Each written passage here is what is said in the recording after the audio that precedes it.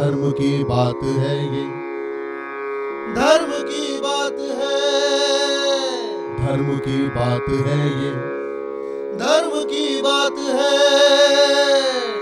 धर्म की बात है ये, धर्म की बात है, धर्म की बात है ये, धर्म की बात है, धर्म की बात है ये, धर्म की बात है ये। नमस्कार, मैं हूं अंजुला सिंह माहौर। धर्म की बात इस मंच पर आप सभी दर्शकों का हार्दिक स्वागत है। हमारे साथ पिछले हफ्ते से लगातार बने हुए हैं सुविख्यात विश्व प्रसिद्ध परमादरणीय पंडित अजय भांबी जी। उन्होंने हमारा आतिथ्य स्वीकार किया है। दर्शकों के प्रश्नों के उत्तर देने के लिए आज हमारे इस शो में वो मौजूद हैं। बहुत सारी चर्चा परिचर्चा आदरणीय पंडित जी के साथ करनी है। आइए चलते हैं पंडित जी का स्वागत करने। अति सम्मानित पंडित अजय भांबी जी, आपका हमारे शो धर्म की बात में बहुत बहुत स्वागत है। बहुत बहुत अभिनंदन।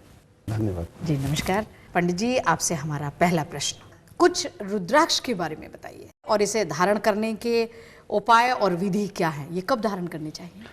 रुद्राक्ष के बारे में अभी हमने कुछ अध्ययन भी किया और इसके कुछ फोटोग्राफ्स लिए जी, अलग से कैमरा से फोटोग्राफ लिए। जी। तो रुद्राक्ष 1 से लेकर 21 मुखी होते हैं और जब उसके फोटोग्राफ लिए तो उसका जो एक ऑरा उससे निकल के आता है वो एक अलग किस्म का ऑरा आता है जी। तो उस ऑरा से मालूम पड़ता है कि रुद्राक्ष में ये एनर्जी है। इस दुनिया में जो भी कुछ ऊर्जा है, ऊर्जा से ही दुनिया चलती है, सब कुछ एनर्जी है। तो उसमें जो एनर्जी आती है बड़ी पॉजिटिव एनर्जी आती है जो बदलाव लाने के लिए तैयार रहती है जी। तो जब आदमी को, जिसको हम किसी को रुद्राक्ष बोलते हैं 1 से लेकर कितने मुखी तक, तो 1 मुखी की अलग उसकी सिफत है, अलग पॉइंट्स हैं, प्लस पॉइंट्स हैं। 2 मुखी अलग है, 3 मुखी अलग है। तो जितने मुखी का वो होता है उससे वो आदमी को पहनने से उसके अंदर एक कूलनेस, एक पॉजिटिविटी, एक थिंकिंग पैटर्न बदलता है, अंडरस्टैंडिंग बदलती है। और रुद्राक्ष का जो संबंध है, चूँकि रुद्राक्ष ऐसा बोलते हैं कि शिव की अश्रु से निकला था वो, ऐसा उसके बारे में धारणा है। तो शिव से उसका संबंध है, भगवान शिव से संबंध है। तो जो नग पहनने के बाद आदमी इतना प्योर नहीं होता, वो समझता है कि पत्थर है, पत्थर पहना है मैंने। लेकिन जब वो रुद्राक्ष पहनता है तो अंदर उसको लगता है कि ये शिव जी का वरदान है और इसके साथ मेरे को गलत नहीं करना चाहिए, मुझे झूठ नहीं बोलना चाहिए, धोखा नहीं देना चाहिए, गलत काम नहीं करना चाहिए। कोई आदमी नॉन वेज खाता है तो कहता है नहीं खाना चाहिए मुझे। तो मतलब कई आदमी शराब पीते हैं, नहीं पीना चाहिए। तो ऐसे ऐसे फायदे हमने उसमें देखे। तो ये भी क्या राशि के हिसाब से पहना जाना चाहिए? राशि के हिसाब से पहनना चाहिए। और इसके ये फायदे हमने देखे कि आदमी जो पहनता है तो उसके साथ जो धार्मिक भावना है उससे उसमें काफ़ी परिवर्तन आता है। उसको लगता है मुझे ये काम नहीं करना। नग पहन के उसे लगता है कुछ नहीं हुआ, नग पहना, नग ने जो करना है करेगा। नग से उसका कोई किसी भगवान से संबंध नहीं है, यहाँ सीधा शिव से संबंध होने से तो आदमी कहता है शिव का ये प्रसाद है, इसका मैं मिसयूज ना करूँ। तो आदमी बड़ा बिल्कुल सात्विक हो जाता है। तो ये भी एक बड़ा पॉजिटिव पॉइंट है। जी, तुलसी की भी माला लोग पहनते हैं, उसके क्या प्रभाव? हाँ, तुलसी की माला से भी वही प्रभाव है उसका। तुलसी की माला जहाँ एक आपको एक अलग सी शांति देती है और आदमी बड़ा विरक्त हो जाता है, अपने आप में सिमट जाता है और बिखराव बंद हो जाता है। इन दोनों रुद्राक्ष का और ये तुलसी की माला का जो हमें बिखराव होता है, विचारों का बिखराव, या हमारे वैसे हम कई से बटे हुए रहते हैं तो आदमी बटना बंद होकर एक यूनाइट हो जाता है, वन फोर्स हो जाता है। और कुल मिला के आदमी को होना तो इतना ही है। हाँ। आप बी वन, एक थॉट से हो जाए। जैसे अर्जुन की बात करते हैं तो अर्जुन को आंख दिखती थी तो आंख दिखती थी, बात खत्म हो गई। क्या तुलसी की माला भी राशि के हिसाब से पहनी जानी चाहिए? तुलसी की माला का राशि से ज्यादा विशेष संबंध नहीं है, वो कोई भी धारण कर सकता है। तो किसी के लिए नुकसान, रुद्राक्ष हुआ या तुलसी की माला हुई, इसके नुकसान तो है नहीं जी। नगों के नुकसान भी हैं। अगर आप नग पहने, आपकी राशि से सूट नहीं करता या कुंडली में आवश्यकता नहीं है तो उसका नुकसान हो सकता है। लेकिन तुलसी की माला हो या रुद्राक्ष हो, उससे नुकसान की संभावनाएं 0 है। रुद्राक्ष कौन सा मुखी इतना कॉमन है जो कोई भी धारण कर सकता है? 5 मुखी कोई भी धारण कर सकता है। 5 मुखी, 7 मुखी, 9 मुखी, 14 मुखी थोड़ा महंगा हो जाता है जी। 21 मुखी और महंगा हो जाता है क्योंकि जो रुद्राक्ष हैं अप्राप्य हो गए। अब पहले काफ़ी मिल जाते थे, अब अप्राप्य हो गए। तो जब भी कोई चीज़ अप्राप्य होना शुरू हो जाती है तो उसकी कीमत बढ़ जाती है। जी, जी, जी। हीरे की कीमत इसीलिए कि अप्राप्य है वो। इसीलिए बढ़ी हुई है। इसलिए बढ़ी हुई है। तो ये अप्राप्य होना शुरू हो गए क्योंकि इसका एक्सपोर्ट बहुत होना शुरू हुआ।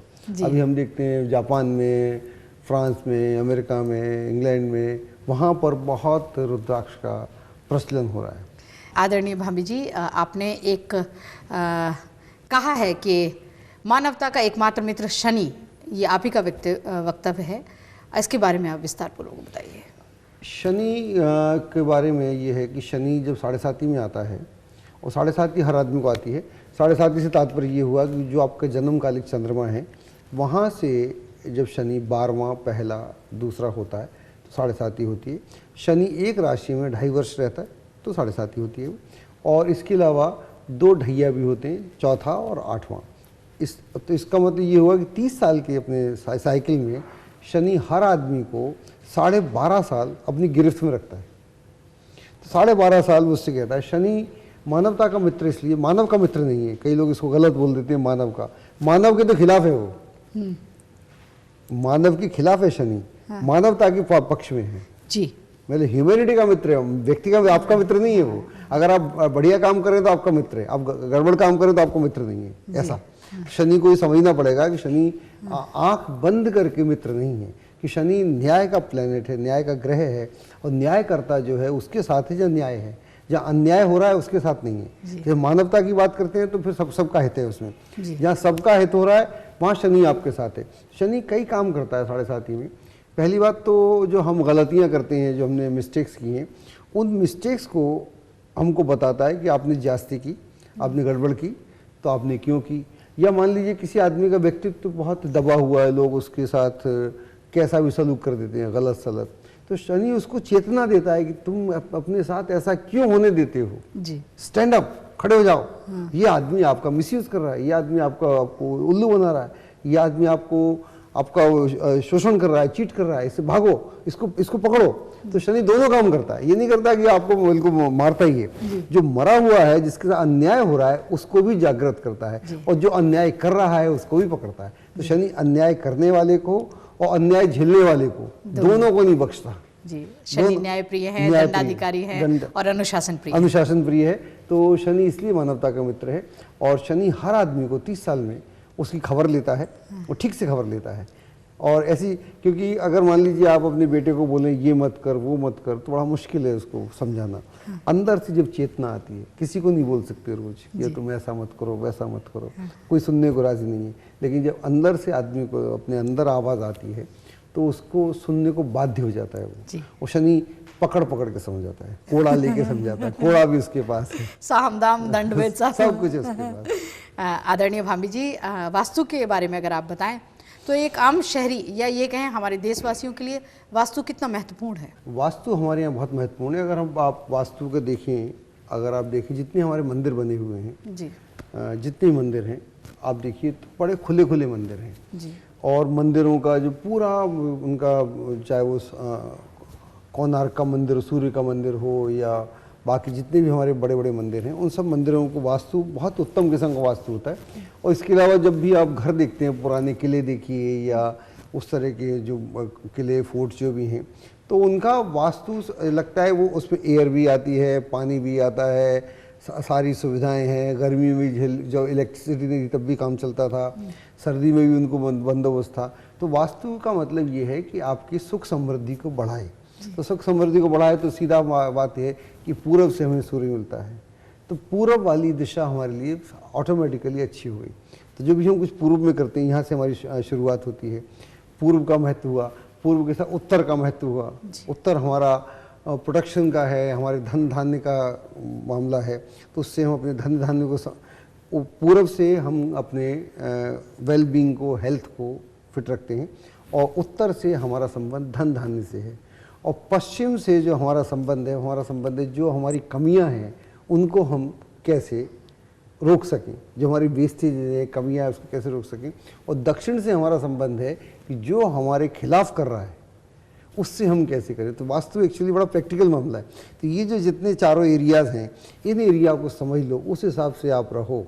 और वास्तु बोलता है कि गंदगी से बचो, और जो भी गड़बड़ सड़बड़ है उससे, जो क्लस्टरिंग मत करो, अपने घर को गंदा मत करो, अपने ब्रह्म स्थान को शुद्ध रहने दो, पूजा स्थान को शुद्ध रहने दो। और अगर घर की सफाई करता रहे आदमी, दिशा किसी में रहता हो, उसमें गंदगी ना हो, उसमें दुर्गंध ना हो, दुर्गंध से व्यक्ति भाग जाता है और सुगंध को देवता को पसंद है, इसलिए सारे मंदिरों में सुगंध करते हैं।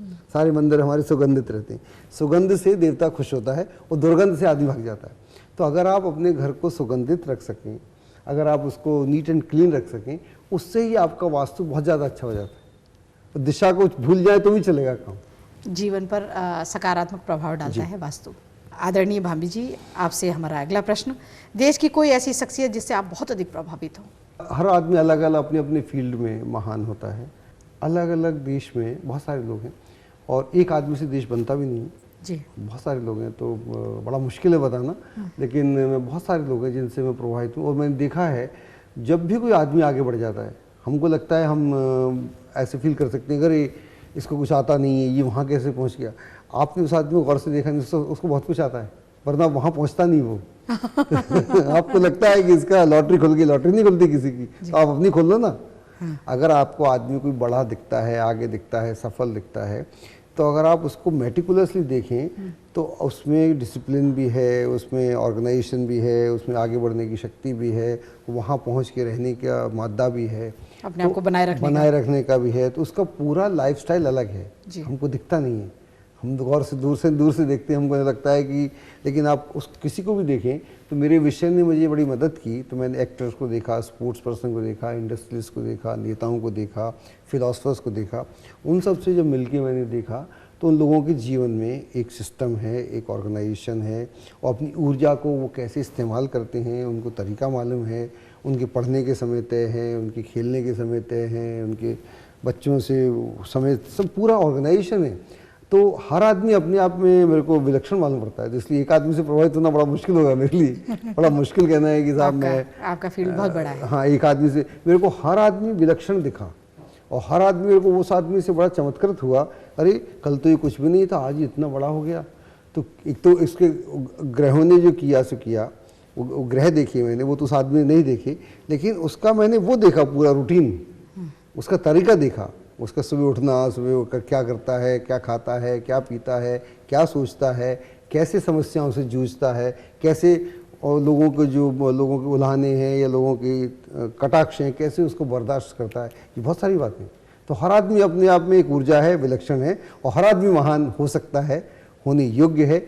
अपने को पहचाने तो कुछ भी हो सकता है। जी, आदरणीय भाभी जी से चर्चा जारी रखेंगे, लेकिन इस ब्रेक के बाद। इचक दाना डाले, इचक दाना स्कूल नहीं जाना, चलो भागो। दाना दाना दाना, जिसको देखो इचक दाना पिचक दाना। चाय बना भाई। वह तेरी तो भाड़ में जाए तेरा इचक दाना। अब गुस्सा क्यों? जब बेचने गए थे दाना खराब तो कैसे बिकता? अच्छे तेल के लिए टेस्ट करते हैं हम, हर दाने को क्वालिटी के लिए। अब खाना बसेरा कच्ची घानी एगमार्क ग्रेड 1 शुद्ध सरसों का तेल।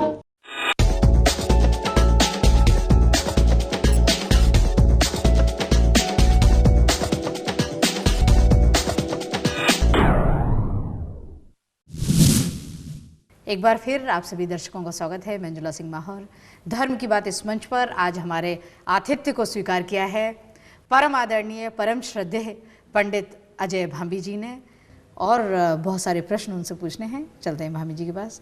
आदरणीय भांबी जी, हाथ से कितने हद तक भविष्य बताया जा सकता है हाथ को देखकर? कुंडली बनाना तो बड़ा मुश्किल काम है, बहुत कम लोग जानते हैं, लेकिन हाथ में किसी के भी हाथ में पूरा लाइंस होती हैं। जब मैंने ज्योतिष शुरू किया था तो उस समय पहले मैं लोगों के हाथ ही पढ़ता था जी। तो मैं हाथ पढ़ने के लिए मैं लोग फैक्ट्री में जाता था।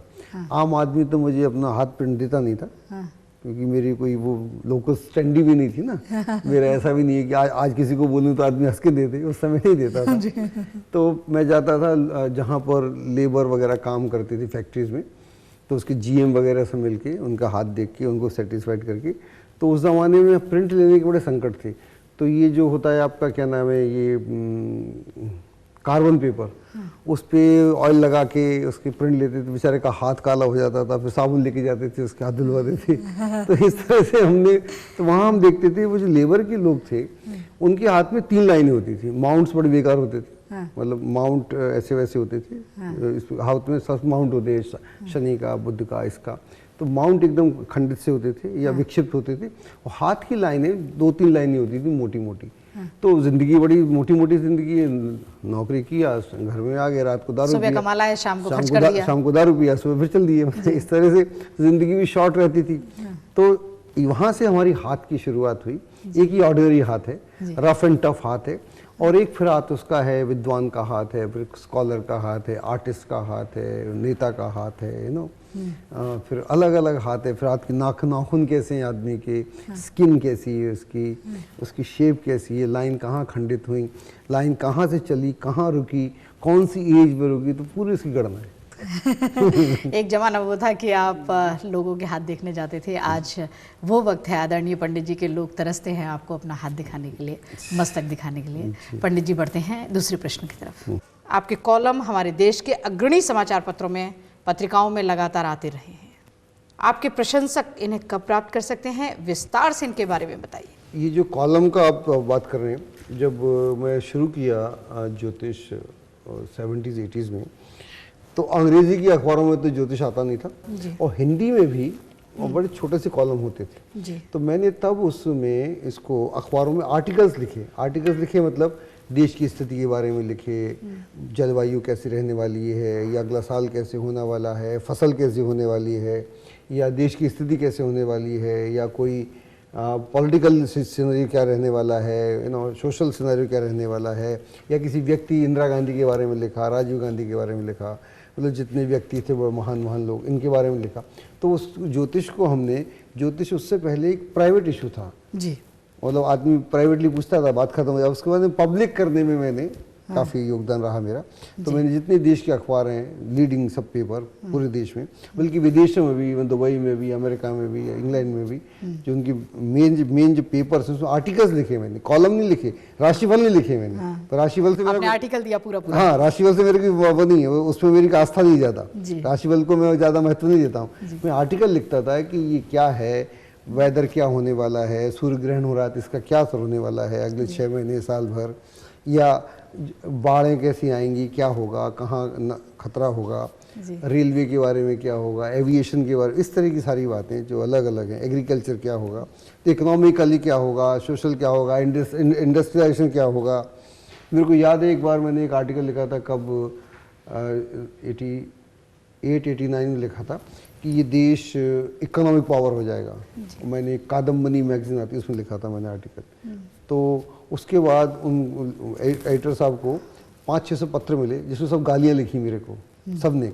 उन्होंने लिखा कि इनका पता नहीं, उस समय पूरी कंट्री सोशल कंट्री थी जी, कि ये पता नहीं क्या बोलते हैं महाराज, ऐसे कैसे हो जाएगा, आप देखिए सब हम इकोनॉमिक पावर ही हो गए जी। तो मैंने 88 में एंटिसिपेट किया था कि हम एक आर्थिक युग की तरफ जा रहे हैं, तब कल्पना नहीं करता था। तो इस तरह के आर्टिकल लिखे जिससे कि जो पूरे बदलाव को देखा मैंने, कि अपने एडवांस में देखा, बाद में तो हर आदमी दिख रहा है, तो एडवांस में देखा कि अभी क्या हो सकता है। तो ये एक उस तरह से कॉलम मैंने लिखे। तो आई थिंक दर्शकों, हमारे साथ जो मौजूद हैं परम आदरणीय पंडित अजय भांबी जी।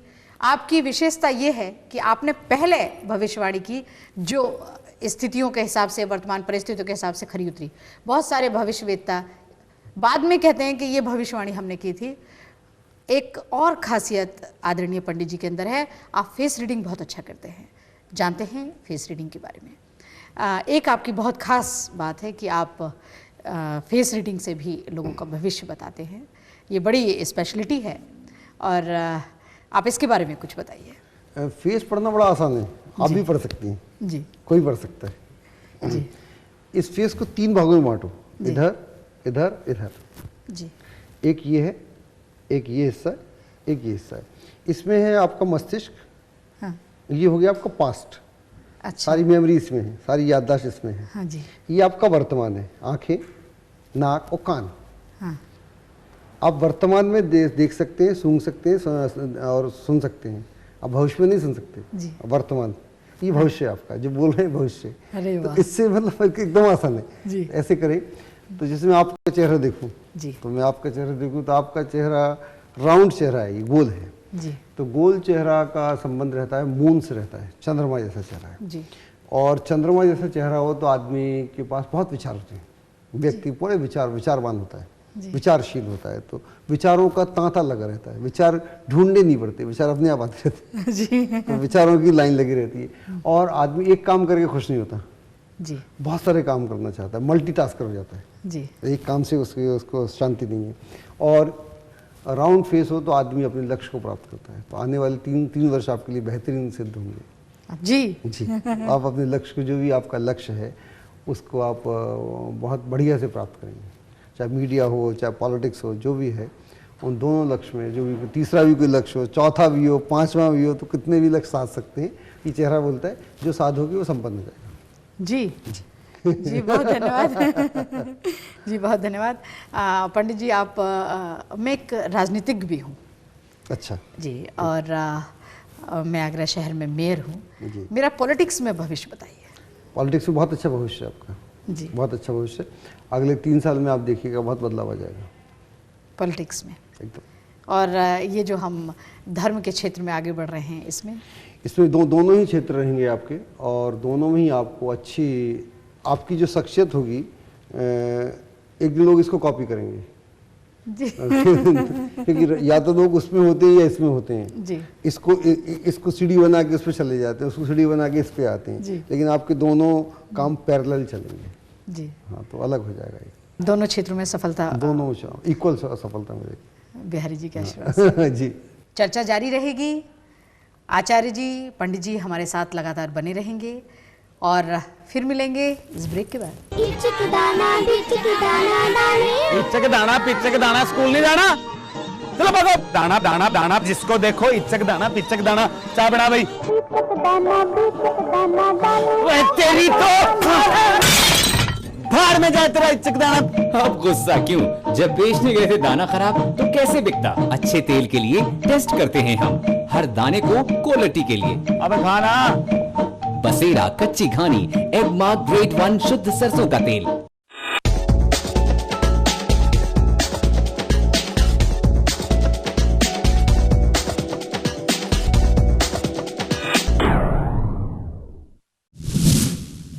एक बार फिर आप सभी दर्शकों का स्वागत है। मंजुला सिंह माहौर, धर्म की बात इस मंच पर आज हमारे आतिथ्य को स्वीकार किया है परम आदरणीय, परम श्रद्धेय पंडित अजय भांबी जी ने। आदरणीय पंडित जी, आपके जीवन की कोई ऐसी घटना, कोई ऐसा टर्निंग पॉइंट जहाँ से आपके जीवन में अमूल चूल बदलाव आए हो, जो आप हमारे दर्शकों से सहजता से शेयर करना चाहें। एक बार क्या हुआ कि मैंने एक एग्ज़ाम दिया था, वो मैंने काफ़ी टॉप किया, इंटरव्यू में मैं फेल हो गया। अरे पता नहीं कैसे कर दिया, मुझे फेल कर दिया। उसके बाद मुझे कुछ समझ भी नहीं आया, मैं चल दिया। मैं चलते चलते मैंने अपने को एक शहर में पाया जिसको मैं जानता नहीं था, गया नहीं था, देखा नहीं था। तो वहाँ मैं एक आदमी से मिला, उसने मेरे को मिला, तो उसने कहा आप क्या कर सकते हैं। तो बड़ा फ्रस्ट्रेट था, मैंने कहा पता नहीं मैं क्या कर सकता हूँ। तो बोले क्या कर सकते हैं, मैंने कहा मैं होटल कर सकता हूँ। होटल जी, तो आप होटल कर सकते हैं? हाँ। तो मैं आपको थोड़े पैसे देता हूँ तो आप खोल लीजिए। तो एक ढाबा खोला मैंने, जी ये बहुत लोगों को नहीं मालूम, जी। मैं पहली बार बता रहा हूँ। जी, ढाबा खोला, और जब मैं ढाबा खोला तो जो और ढाबे वाले थे वो मेरे बड़े खिलाफ हो गए। जी, तो उन्होंने क्या करा कि उन्होंने जो मेरे वो नौकर होते थे, स्पेशली जो कुक नहीं, बर्तन साफ करने वाले, उनको वो मार पीट के रोक देते थे। अच्छा, बाकी जो थे, कुक बोलता था मैं कुक का काम करूंगा, दूसरा बोलता मैं सर्व करूंगा, तीसरा मतलब बर्तन मांजने वाला, ड्यूटी फिक्स है। बर्तन मांजने वाला मेरे पास नहीं था। जी, तो होटल चल गया, काफ़ी लोग आते थे। तो बर्तन मांजने वाला कोई, तो बर्तन मांजने का जिम्मा मैंने संभाला। जी, तो मैं उस अपने होटल में जिसका मालिक था, मैं बर्तन मांजने में वहाँ बैठा रहता था। मैं सुबह बैठ जाता था 9 बजे से, तो मैं 4 बजे उठता था वहाँ से, मेरे पैर जकड़ जाते थे, टंकी लगी हुई थी तो उसमें मैं सारी प्लेट धोता था। इसका होटल का मालिक था मैं, जी। और मैंने एक मैनेजर रखा हुआ जो पैसे लेता था। अरे वाह। ये मैंने संभाला। उसके बाद 6 बजे से फिर शुरू हो जाता था, रात की 11-12 बजे तक। मुझे ठीक से याद है, इतने बर्तन आपने नहीं मांजे होंगे ज़िंदगी में, मैंने मांजे। उसके बाद जब मैं खाना खाता था, खाना नहीं खा पाता था क्योंकि नाखून में से वो जो खाना नहीं होता उसकी बदबू आती थी। जी, तो ऐसे मैंने 4-5 महीने करा। तो 4-5 महीने करा तो काम बहुत चल गया, वो मेरे पर लाइन लग गई। फिर वो होटल में सब तो आने लगे। फिर मैं गद्दी पे जाके बैठा। जब मैं गद्दी पे जाके बैठा तो थोड़ी देर बाढ़ आ गई, 78 की बाढ़ आ गई। वो जी मैं नालंदा में था तो बाढ़ आ गई, बाढ़ में सब बह गया, सब होटल पूरा बह गया, मतलब दूर दूर तो कुछ भी नहीं था। और जो आते थे ट्रक लगे रहते सब भाग गए, कोई नहीं था मेरे पास। और मैं उस होटल में अकेला आदमी था और कोई नहीं था। और वहाँ एक मैं खटिया बिछा के, कॉट बिछा के बैठ रहता, पानी दिखता रहता था। तो पानी दिखता रहता था चारों तरफ, सुबह दोपहर शाम। कभी सांप निकलता था, कभी कुछ क्या निकलता। ऐसे 1-2 महीने रहा। फिर मुझे चेतना समझ में आई। मैंने कहा ये सब बंद, अब मैं कुछ और करूँगा आपके सामने। आदरणीय पंडित जी, हमारे दर्शकों को कोई ऐसा अतिथि संदेश दीजिए जो उनके जीवन में हमेशा काम आए, मूल मंत्र, बीज मंत्र उनके जीवन के लिए साबित हो। ऐसा संदेश हमारे दर्शकों को दीजिए। संदेश यही हो सकता है कि जो भी आप करें, जब आप अपने उस कार्य के बारे में आश्वस्त हो जाएं, जी तो फिर उसको तब तक शांत ना बैठे जब तक कर ना लें। एक बार जब ये एक बार कन्विंस हो जाए आदमी कि यस ये मेरा मार्ग है, तो फिर कुछ भी हो वो मार्ग पे चलता जाता है तो पहुंच जाता है। मैंने ऐसी ज़िंदगी ऐसी में पहुंचा हूँ। तो मेरे को जब मैं कन्विंस हो गया कि मुझे ये करना है, तो फिर मैंने किया। और मेरे को तो बहुत सारे लोग जितने भी मिले तो वो ऐसे ही मिले। जो आदमी 1 लाख किलोमीटर पैदल चला, उसका भी पहला कदम 1 फुट का था। जी तो अपने 1 फुट के कदम को आगे बढ़ाते जाओ तो मंजिल पे आप पहुंच जाते हैं। जो जिंदगी की शुरुआत करते हैं वो मंजिलों को प्राप्त करते हैं, और ऐसे राहगीरों की मंजिलें भी इंतज़ार करती हैं। इन्हीं शब्दों के साथ हमारे बीच हमारा आतिथ्य स्वीकार किए हुए परम आदरणीय पंडित अजय भांबी जी का हम अभिवादन करते हैं और धन्यवाद प्रेषित करते हैं कि उन्होंने अपने व्यस्तम समय में से समय निकालकर हमारे शो को दिया है, हमारे जी जागरण के दर्शकों के मन मस्तिष्क में उठ रहे ज्वलंत सवालों को शांत किया है। आदरणीय पंडित जी के जीवन के कुछ ऐसे खास अपठित पन्ने हमने पढ़ने की कोशिश की है, जो उनके जीवन के छुपी हुई बातें थी, उन्हें भी आज उजागर किया है आप सभी के सामने। आइए धन्यवाद प्रेषित करते हैं। परम आदरणीय पंडित अजय भांबी जी, आपका बहुत अभिवादन और बहुत धन्यवाद कि आपने हमारा आतिथ्य स्वीकार किया धर्म की बात इस शो में। बहुत बहुत आभार। आपको भी धन्यवाद जी। नमस्कार। धन्यवाद। दर्शकों, अगर आप पंडित अजय भांबी जी के साथ कोई भी प्रश्न, चाहे ज्योतिष से संबंधित, चाहे वास्तु से, चाहे अंक विज्ञान से, चाहे फेस रीडिंग से संबंधित कोई भी प्रश्न अगर आप हमारे पंडित जी से करना चाहते हैं, आप हमें ईमेल कर सकते हैं। हमारा ईमेल एड्रेस है धर्म की बात में अपने विचार और सवाल जानने के लिए आप हमें मेल कर सकते हैं dharmkb@gmail.com। आप हमें एसएमएस भी कर सकते हैं। हमारा एसएमएस नंबर है, आप हमें अपनी राय एसएमएस कीजिए 09759401500। अब इजाजत दीजिए अंजुला सिंह माहौर को धर्म की बात इस मंच से। अगले हफ्ते आज ही के दिन, आज ही के समय आपसे फिर मुलाकात होगी एक महान शख्सियत के साथ, एक महान विभूति के साथ। बहुत सारे प्रश्न, बहुत सारे उत्तर आपके समकक्ष, आपके समक्ष लेकर मैं उपस्थित होंगी। तब तक के लिए शुभ रात्रि, नमस्कार। धर्म की बात है ये, धर्म की बात है, धर्म की बात है ये, धर्म की बात है, धर्म की बात है ये, धर्म की बात है, धर्म की बात है ये, धर्म की बात है, धर्म की बात है ये, धर्म की बात है ये।